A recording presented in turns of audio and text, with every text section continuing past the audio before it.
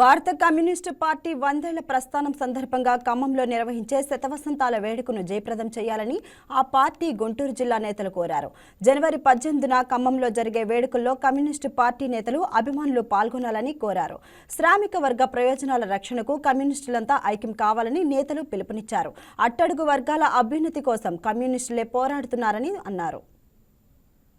భారత communist party శతవసంతాల ముగింపు సభ రేపు అంటే 18వ తారీఖున ఖమ్మం నగరంలో రంగరంగ వైభవంగా జరగబోతా ఉంది.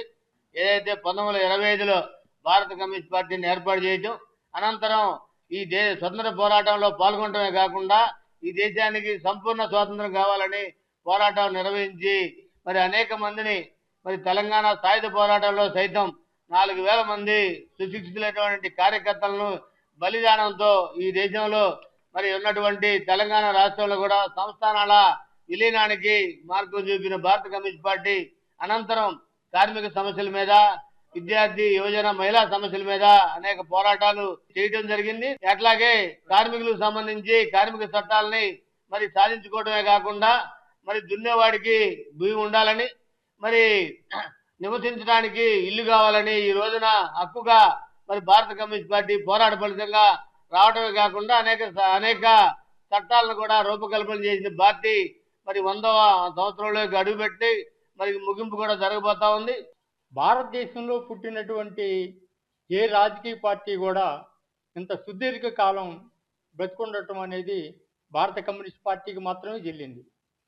భారతదేశంలో కాంగ్రెస్ పార్టీ పుట్టినప్పటికి కూడా కాంగ్రెస్ పార్టీ 3-4 పార్టీలుగా చీలిపోయింది. ఇవాళ ఏకైక కమ్యూనిస్ట్ పార్టీ సిపిఐ మాత్రమే ఇవాళ జీవించున్నటువంటి పార్టీ. ఈ పార్టీ 100 సంవత్సరాల ఉత్సవం ఖమ్మంలో జరుగుతూ ఉంది. 5 లక్షల మంది కార్మికులు హాజరవుతూ ఉన్నారు. ఆ కార్యక్రమానికి తెలంగాణ ముఖ్యమంత్రి రేవంత్ రెడ్డి, ఆయన మంత్రివర్గం కూడా దాంట్లో పాల్గొంటుంది. దాంతోపాటుగా ప్రపంచంలో ఉన్నటువంటి 40 దేశాల ప్రతినిధులు కూడా ఆ కార్యక్రమంలో పాల్గొంటూ ఉన్నారు. ఆ కార్యక్రమాన్ని జయప్రదం చేయడం కోసము కార్యకర్తలు ఏఐటీసీ శ్రేణులు కదులుతూ ఉన్నాయి. వాళ్ళ కోసమే ఈ సమావేశం ఏర్పాటు చేయడం జరిగింది. Please subscribe to YK TV Network. Please subscribe to YK TV. Please watch YK News. Don't forget to subscribe YK News channel.